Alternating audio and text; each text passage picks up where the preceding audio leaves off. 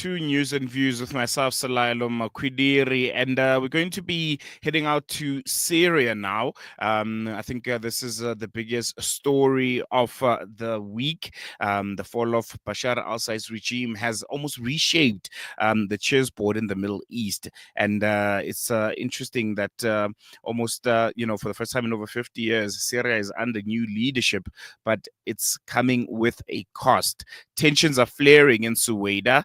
Israeli jets are bombing government forces in the name of protecting the Druze minority. And we'll be unpacking all of that and what's really going on. Why is Israel attacking Syria, and just the internal power dynamics internally in Syria at the current moment, post-Assad's regime. And to help us make sense of this new picture unfolding in Syria, I'm joined by freelance journalist Clotilde Bigot, who's reporting from Damascus at this current moment. Clotilde, good morning. Thank you so much for joining us. Really appreciate you giving us your time this morning.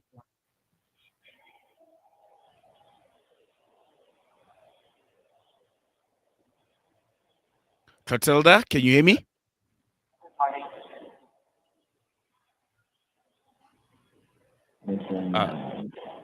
Hello, Clotilde, can you hear me?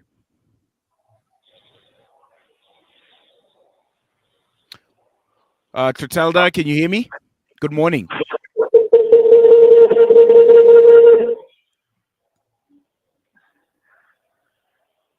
All right. We're really struggling to get hold of Clotilde at this current moment. She's coming to us from Damascus. The last time she spoke to us, she told us that the government in Syria has paused and has essentially disabled all network connections for the next 2 hours. So we wanted a sneaky kind of creative way to try and get hold of her. Our technical team is working really, really hard to get hold of her. I think at this current moment, Damascus is a no-go area. The internet is down. There isn't really much in terms of communication that you can get access to. So yeah, we're going to be trying really, really hard. I'm not sure if she can hear me now. Clotilde, can you hear me?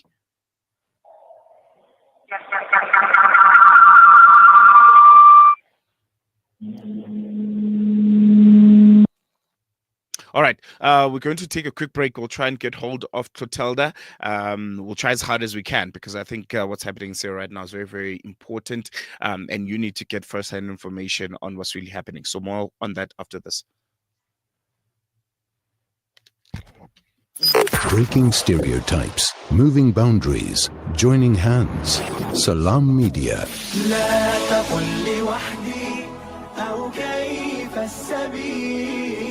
Humanity sets the agenda.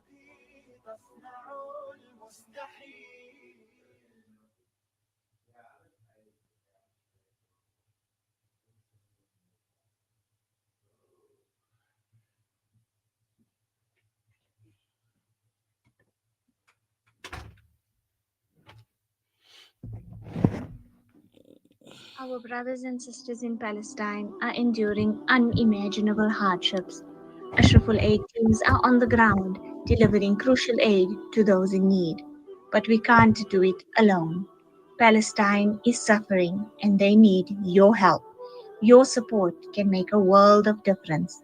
Visit www.ashrafulaid.org today and donate to bring hope, relief, and healing to those who are in need.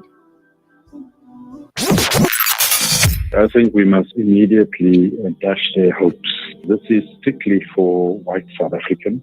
We know, for example, they are not going to qualify, unfortunately, as people of because the Trump administration has made it very clear in terms of one of the executive orders that they are not interested in any minorities in terms of migration, immigration, refugees, etc., and has blocked it except for white South Africans, Afrikaners in particular. So unfortunately, our colored and Indian compatriots will not qualify because this is a racist thing. It's racism at its best from the Trump administration. And it is, as we all know, it is based on complete lies. The question we must ask ourselves is, how does a country like South Africa respond to such blatant lies. Dr. Oscar van Heerden, Senior Research Fellow at the Center for African Diplomacy and Leadership at UJ. Salam Media, a global voice for humanity. I spoke to Ibrahim Rasool, the ambassador to the US, who has recently returned to South Africa about last year as well. And he said, as people who have been colonized, when we look at Palestine, that's the lens through which we see this issue. We're not talking about a kind of flare-up of rocket exchange and F-35s occasionally bombing. We're talking about Israel being investigated at present for committing a genocide. And so Charlie Lon, the former Israeli ambassador to Ethiopia, being hauled out of the African Union main assembly hall. Afterwards, there were questions about why and how that could happen, how there could be confusion. The African Union was saying that Israel was given a non-transferable invitation as an observer state to kind of come and participate in that capacity at the event. Faisal Ali, journalist at The Guardian and also contributing editor at Salam Media, a global voice for humanity.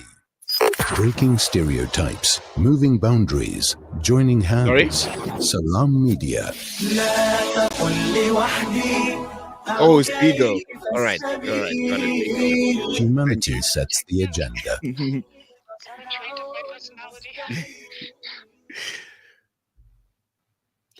Welcome back. You're still tuned in to News and Views with myself, Salailo Makwidiri. And we are still trying to get in touch with Clotilde Bigot.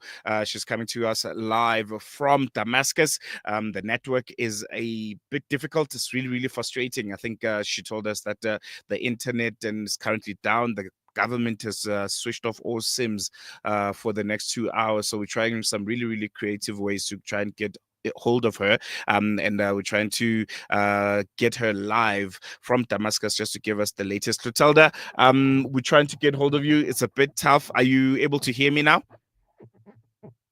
I am able to hear you. Most importantly, are you able to hear me? Yes, I'm able to hear you loud and clear. I think first and foremost, it's been really, really difficult to try and get someone who's in Syria right now, someone who's in Damascus. I think we're a bit fortunate that we're able to get hold of you.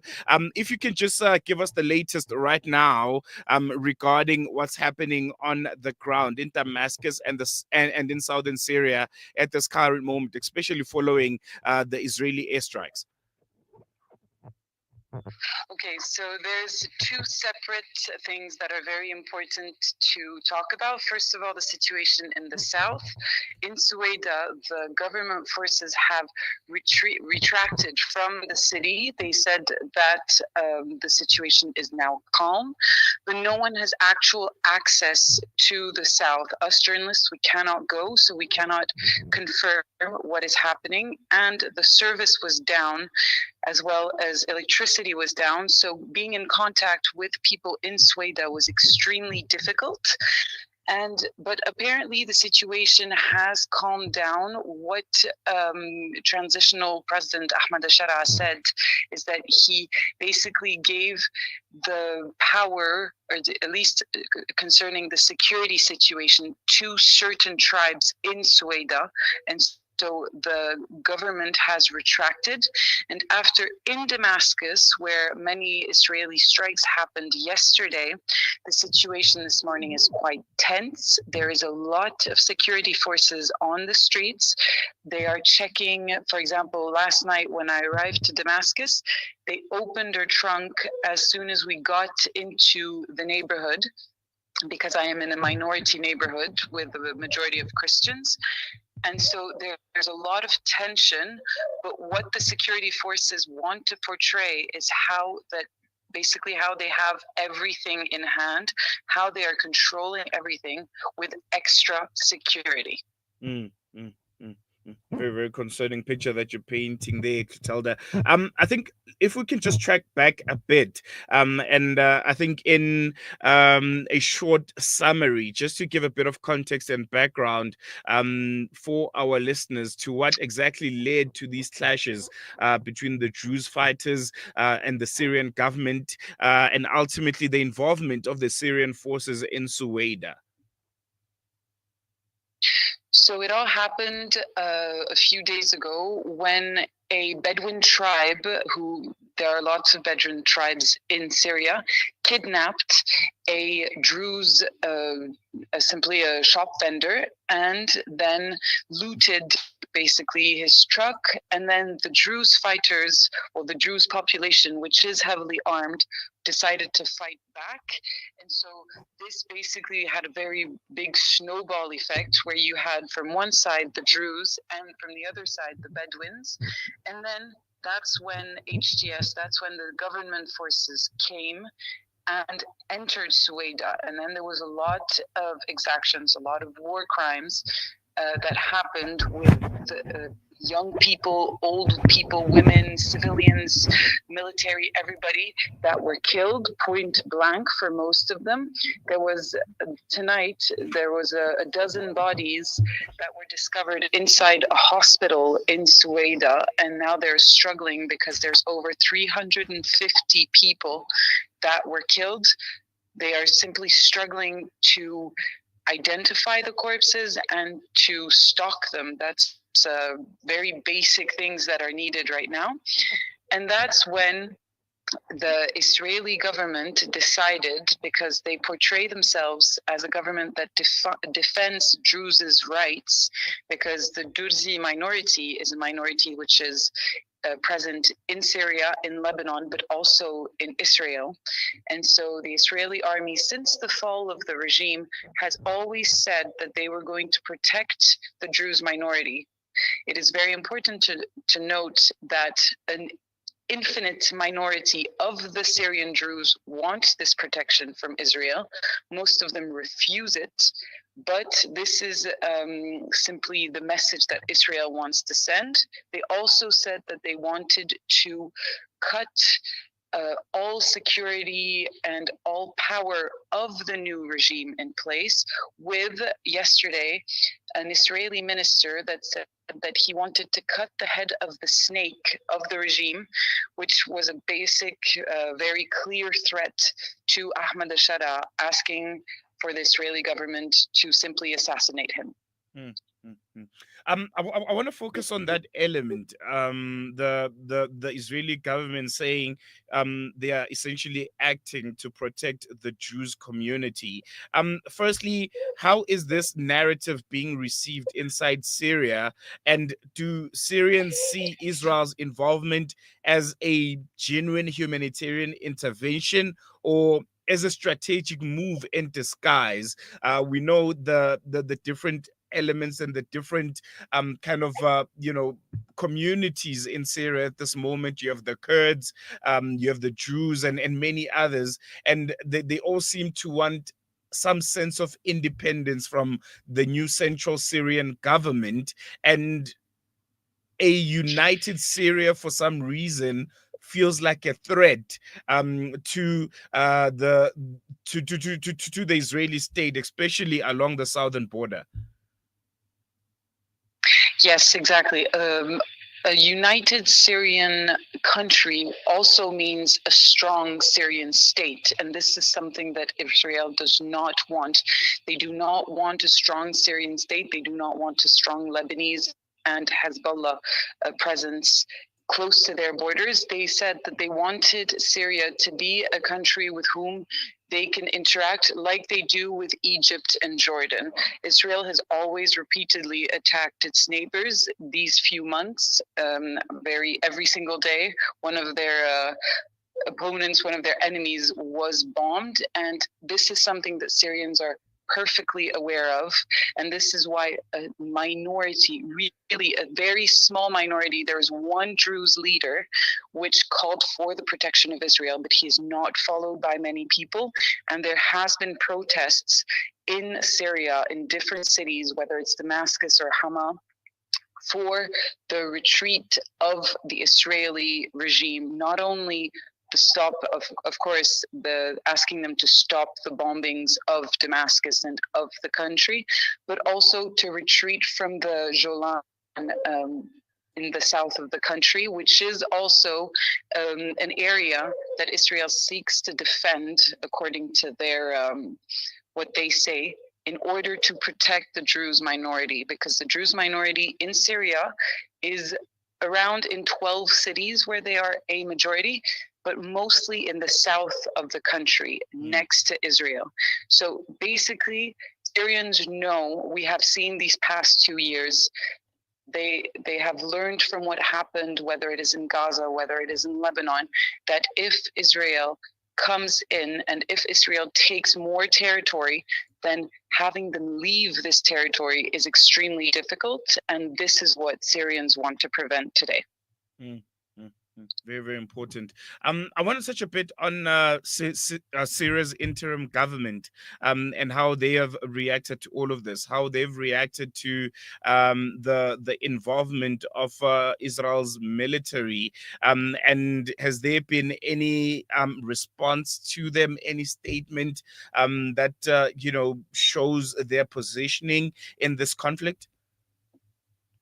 Yes, they have released a press release, and they were simply obviously condemning the violations against our people in Sueda, and they asked for accountability. So this comes for two perspectives. First of all, they are asking the Israeli government to stop violating their sovereignty, but also on the same side, they are asking for accountability for all those who have committed crimes in Sueda against the Druze minority.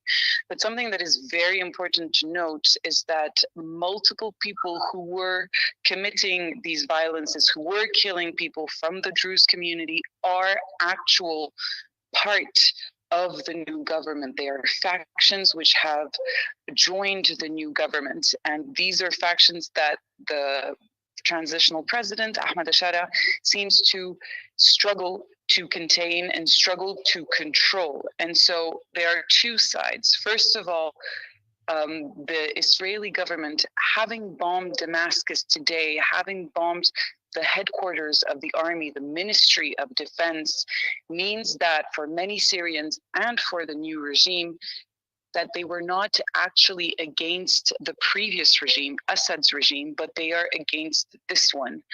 And also having the new authorities asking for accountability for all those who have killed Syrian civilians means that they condemn what has happened, but for Syrians it is not enough, because there was very little accountability when the Alawite minority was facing a lot of violence and lots of massacres a few months ago, and so Syrians are afraid that this accountability might never come. Very, very concerning. And just staying with this new interim government, you are in Damascus currently. You are in the country in Syria. From what you're seeing and from what you're hearing, is there any real sense that this interim government can hold Syria together, or are we looking at another maybe Libya or Yemen style kind of collapse? Well, this is the question. This is the million-dollar question. It seems harder and harder to believe in this new interim government, because the first massacres of the Alawite community on the coast was something that was condemned by all of Syrians, but it was something that could be understood by a certain minority of Syrians, because the Alawite community was the community of Bashar al-Assad, and they have, not all of them, of course, but some have profited over the previous regime. But the Druze community is a community that has protested every single week until the fall of the regime. There was every single Friday a protest in Sueda asking for the fall of the Bashar regime.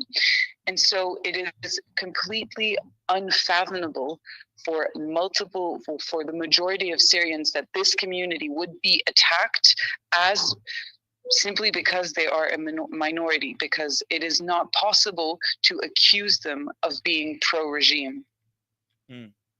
Definitely. I want to look at the U.S. element of it. Just a few weeks ago, I think there was a lot of celebration with regards to those sanctions being dropped in Syria. We saw officials from the United States of America visit Damascus, visit Syria, and essentially saying, okay, we are aligning ourselves with this new regime. We want to work with them. We want to be in business with them. There were also reports of normalizing ties with Israel itself. From a United States point of view, how are they assessing this situation? Well, this is a very interesting question because, for example, you have a special American envoy to Syria called Thomas Barak. And so he was present in Syria, but also in Lebanon to try and communicate what the new Syrian government wants and how the United States can help them. And he declared to Lebanese media a few days ago that Syria was on its way to becoming a strong state and that Lebanon should simply follow its path. But today we see that it is exactly the opposite that is happening. For the United States, there is a bit of secondhand embarrassment, I think, because they definitely tried to portray the new transitional president, Ahmed al-Shara, as being a strong man that can hold the country together and that can protect all Syrians, whatever their religion. And today it is proved once again wrong. And so this is something that the United States with Syria, but also with its allies in the region, such as Lebanon, Jordan, and all the countries bordering Syria, will have to work through. And for Ahmed al-Shara, I don't think that he will give up power before he needs to, before new elections, but it is definitely another test for him to be stronger and to have very clear guidelines for all of the factions that are following him. But all of these factions did not necessarily decide to follow him. It's just because he was the one that made the fall of the regime happen, they had to follow through. So this is also another issue that has to be tackled absolutely in the next few days or weeks. No, definitely. And I'm sure we'll be catching up with you in those next few days or weeks. Clotilde, thank you so much for joining us. And we'll definitely be keeping in touch as the situation in Syria continues to unfold and there are more updates to unpack. Thank you.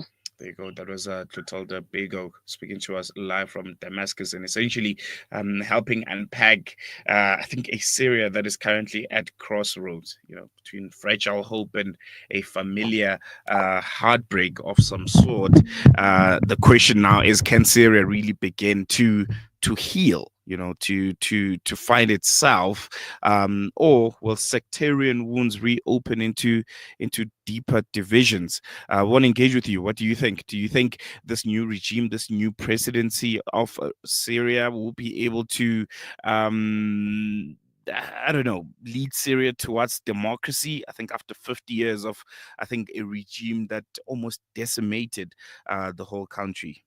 It's really, really important that Syria works, and having the involvement of Israel in Syria, I think, paints a picture that we've seen all too often. Because in summary, the recent Israeli airstrikes in Syria follow the clashes, as Clotilde mentioned, between the Druze minority and the new government in Damascus. There's currently a ceasefire which is currently holding, even though tensions remain high, and it will be seen whether Syria should become a more centralized or federal state. And I think this is at the core of this conversation. Israel does not want Syria to become a centralized state, because a centralized state, it means everyone, they let go of the other banners that they have, whether it's the Jews, whether it's the Alawites, or the Christians, and the Sunnis. It doesn't really matter. Everyone says we're going to rally behind the flag. We are all Syrian, and that's dangerous, because you'll be giving a more centralized power to the interim government, which poses a threat to Israel, especially on the southern border. So I think what they're looking for, what's at play here, especially for the Israeli government, is to have a federal state. A federal state would mean essentially all of the provinces, all of the little enclaves within Syria will have their own autonomous, well, to an extent, semi-autonomous power to decide where they align themselves to. They'll have their own militaries, their own police forces of some sort, and taking a large chunk of power away from the interim government. And I think Israel would rather have it that way. They'd rather have a, I don't want to say disintegrated, but not a unified Syrian state. And I think the 50 years of the civil war under Assad was working in their favor, because the central government and the presidency of the day was under a lot of turmoil. So relative peace and unity is something that they really don't want. So I think this support they quote unquote have for the Jews minority, I think is at face value that, but when you peel the layers, essentially for Israel and for its own cause, for them to continue taking up land along the southern border of Syria, and to have it as fragmented as they can. And for the United States of America, yeah, I think Clotilde put it well. They're walking a really tight rope, and it's becoming embarrassing for them because, as you heard, there's a special envoy at this moment in Syria, and is supporting this new regime and urging de-escalation, but things are as they are. So for now, the fighting is paused, but I think it looks like a lull of some sort before another storm kind of unravels in Syria. We're going to take a quick break. When we come back, news and views continues after this.